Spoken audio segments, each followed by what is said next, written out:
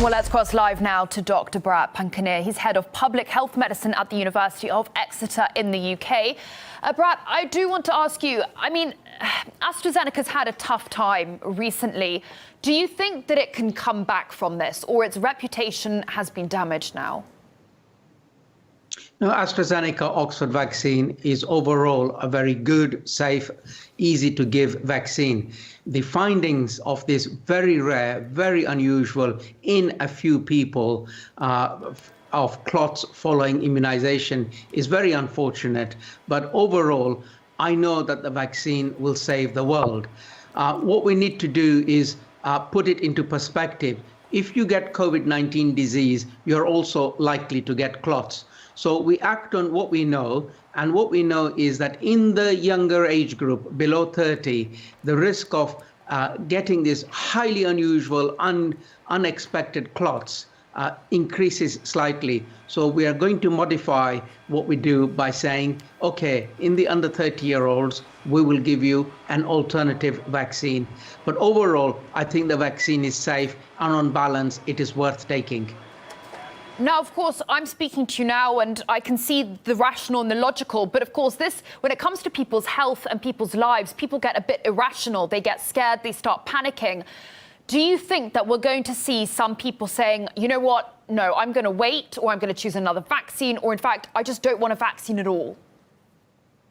Yes, and this is why it is important for public health experts to get out there and give the correct, succinct, understandable messages to the public and take them with them. I don't think we need politicians to be giving these messages because they don't have the gravitas or the trust for the public to follow them, whereas public health experts need to get these messages out urgently that overall, the vaccine saves lives. It is worth being immunized. If you get COVID-19 disease, you can also get clots. And as a precautionary measure, in the under 30-year-olds, we are going to give you an alternative vaccine. Do you have any concerns about whether vaccines were maybe unnecessarily rushed through the registration and the approval process in order to kind of send out a positive message that we can deal with this, we've got a vaccine now? No, not at all, because these vaccines go through their correct trial phases and then external scrutiny. But actually, what is really good to clearly acknowledge is post-vaccination surveillance systems are picking up these highly unusual, unexpected outcomes in a few people. And that is a testament to post-vaccination surveillance systems picking up exactly what we are meant to do, which is highly unusual, unexpected things that you wouldn't necessarily have picked up in the trials when you were testing out the vaccines.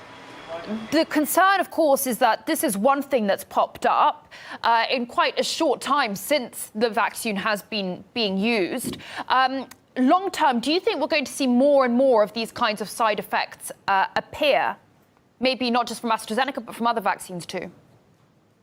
Well, I hope not. But obviously, when you have given many, many millions of vaccine doses, it is only then do you start to pick up a trend or a pattern, if there is one. But overall, I hope and I pray that there won't be any untoward effects from any of the vaccines.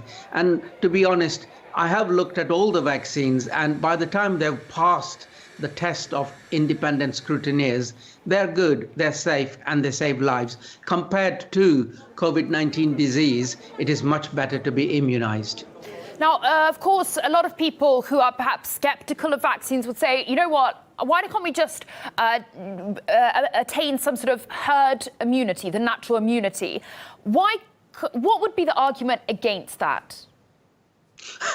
So herd immunity by infection is the wrong thing to do, because if you go towards herd immunity by infection, it means a lot of people will be ill, a lot of them will be severely ill, and many of them will die. We are here to prevent unnecessary deaths. Therefore, you do not do herd immunity by infection. You do herd immunity by immunization, which is what we are now set off to do now that we've got the vaccines. I also wanted to ask you, AstraZeneca has changed the name of its vaccine now to Vaxzevria. Is that a coincidence? And if it's not, do you think that's a good move at the moment for the company's PR image? I really wouldn't know, but this is what marketing and other people know more about. As far as I am concerned, with the science, the AstraZeneca Oxford vaccine, and by the way, the Sputnik vaccine, Sputnik 5 from Russia, are similar platforms, and they are going forward going to be the vaccines that do a lot of good public health all over the world. Well, thank you so much for coming on and giving us your professional insight into that. That was Dr. Bharat Pankanir, Head of Public Health Medicine at the University of Exeter in the UK. Have a good day. Thank you.